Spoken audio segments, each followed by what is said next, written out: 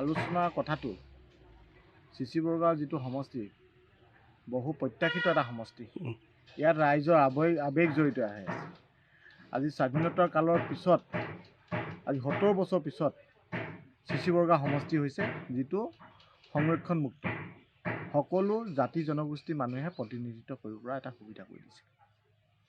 আৰু এই সমষ্টিটোত আমি চিচি বৰগাঁও সমষ্টিৰ বিশেষকৈ বিধানসভা সমষ্টিত কংগ্ৰেছ দলৰ কৰ্মকৰ্তাসকলে প্ৰাথমিক কংগ্ৰেছ কমিটি, ব্লক মণ্ডল Congress committee, block Congress committee, জিলা কংগ্ৰেছ কমিটি, ইউথ, NSUI, মহিলাই সকলোৱে লগ লাগি প্ৰাথমিক কংগ্ৰেছ কমিটিলৈকে আমাৰ সংগঠন শক্তিশালী।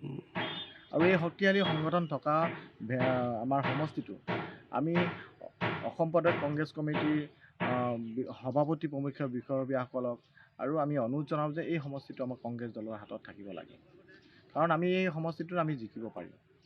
আৰু আমি সেই কথাখিনি আপোনালোকৰ জৰিয়তে আমি অৱগত কৰিম। আমি কংগ্ৰেছ দল, ৰাইজৰ দল, জাতীয় পৰিষদ, CPM, CPI সকলো দলৰ উদ্দেশ্য এটাই, আমি BJP নেতৃত্বাধীন ৰাইজৰ বিৰুদ্ধে কাম কৰা চৰকাৰখনৰ, ৰাইজৰ বিৰুদ্ধে কাম কৰা চৰকাৰখনক আমি অহা নিৰ্বাচনত আমি তেওঁলোকক চৰকাৰৰ পৰা আঁতৰাব লাগে। উদ্দেশ্য এটাই, আৰু উদ্দেশ্য এটা হোৱাৰ কাৰণে আমি সকলোৱে মিলি ইলেকশ্যন খেলাটো আমি বিচাৰোঁ।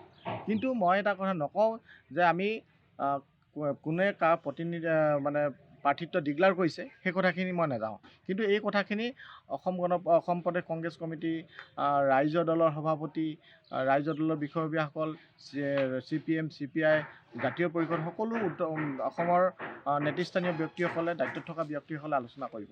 কিন্তু মই নকওঁ যে আমাৰ কংগ্ৰেছ দলে আজি তাৰিখত আমি শক্তিশালী ভিত্তিত আছোঁ, আমাক প্ৰাৰ্থিত্ব দিয়াটো বিচাৰোঁ। এই কথাখিনি এটা দুৰ্ভাগ্যজনক কথা। আমি BJP দলে বিভিন্ন সময়ত কৈ থকা দেখোঁ যে কংগ্ৰেছ দলৰহে এটা বংশানুক্ৰমে প্ৰতিনিধিত্ব কৰিব পৰা সুবিধা কৰি দিয়ে, অকল কংগ্ৰেছ দলতে হয় বুলি কয়।